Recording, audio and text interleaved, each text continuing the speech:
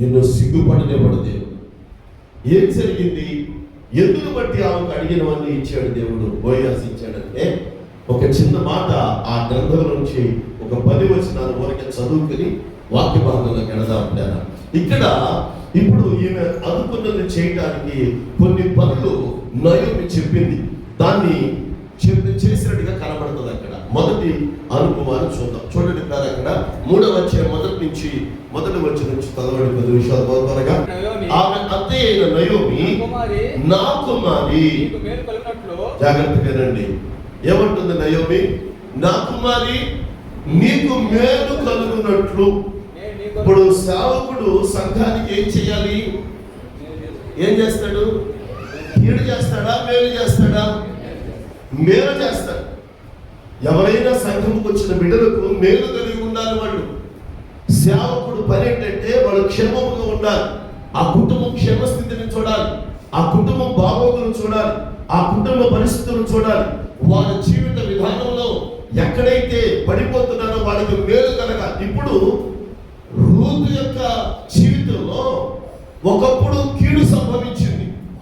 ఒకప్పుడు ఆమె తన భర్తను కోల్పోయింది. ఒకప్పుడు ఆమె దుఃఖ సాగరం ఉంది. ఇప్పుడు ఆమె ఒంటరైపోయింది. ఇప్పుడు ఆమెకి ఎవరు లేరు, అనాథగా కనబడుతుంది. ఇప్పుడు ఆమెను చూసిన నయోమి చెప్తుంది, అమ్మా, నీకంటూ ఒక మేలు కలగాలంటే నువ్వు ఒక పని చేయాలి. ఏం చేయాలి అత్తయ్య అని ప్రభా అడుగుతుంది. చదువుతాం మాటలు. మేలు కలగటానికి సేవకుడు చేస్తారు, గుర్తుపెట్టుకుని. ఎప్పుడైనా నీకు మేలు కొరకే ఒక ప్రార్థన చెప్పినా, ఒక ఉపవాసం ఉన్నా, ఒక ప్రేమ సంపూర్ణ రాత్రి ప్రార్థన అయినా, నీ జీవితంలో నీ కుటుంబంలో మేలు కొరకే, కీడు కొరకు మాత్రము కాదు. నువ్వు మేలు పొందాలి, అదే దేవుని యొక్క ఉద్దేశం. దాని కొరకే సేవకుడు కూడా ప్రయాస. ఇప్పుడు నయోమి తన కోడలైన రూతుతో చెప్తుంది, అమ్మా, నీకు మేలు కొరకు నేను నీ కొరకు విశ్రాంతి విచారింపవలసిన దాన్ని కదా. ఏం చేయాలంట? నీ కొరకు నేను ఆలోచించాలి కదా, నీకు మేలు జరగాలంటే.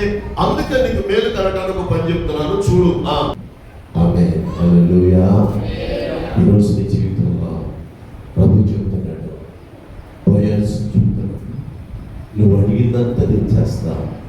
రూతులాగా నువ్వు చేస్తావా? రూతులాగా నువ్వు ఉంటావా?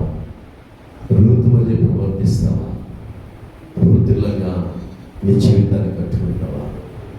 ఈరోజు మన ఆత్మీయ జీవితాల్లో చాలా శ్రేష్టమైనవి ఇవేని చెప్పారు.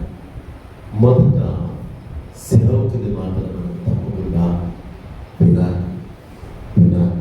అది నీ మేలు కొరకే. ఆమేన్, హల్లెలూయా. అది నీ మేలు కొరకే, నీ మేలు కొరకే, నీ కుటుంబ మేలు కొరకే, నీ భర్త మేలు కొరకే, నీ భార్య మేలు, నీ బిడ్డల మేలు కొరకే, నీ జీవితం మేలు కొరకే. నీ జీవితంలో మేలు జరగడం కోసమే. నీకు ఒక విశ్రాంతి కావాలి. అమ్మా కుమారి, నీకు నేను మేలు చేయాలి. నీకు విశ్రాంతిని విచారించాల్సిన బాధ్యత నాది కదా. నీ కుటుంబాన్ని పైకి రావాల్సిన బాధ్యత నాది కదా. నీ కుటుంబాన్ని ఆదరించాల్సిన బాధ్యత నాది కదా. నీ కుటుంబాన్ని ధైర్యపరచాల్సిన బాధ్యత నాది కదా. నీ కుటుంబాన్ని లేవనెత్తన బాధ్యత నాది కదా. ఒక సేవకుడిగా ఉండాల్సిన బాధ్యత, సంఘాన్ని బట్టి ఒక బాధ్యత కావాలి. కుటుంబాలు తన వద్దకు వస్తున్న బిడ్డల గురించి ఆలోచించాలి.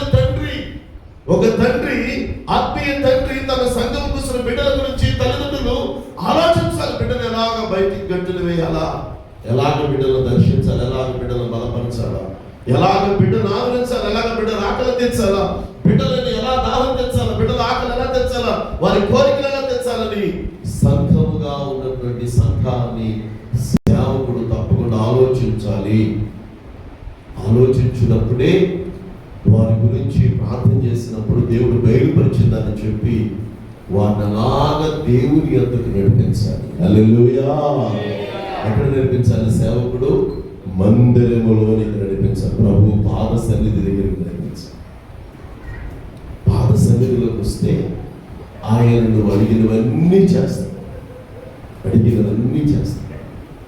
ఈరోజు రూతు జీవితంలో జరిగింది అదే.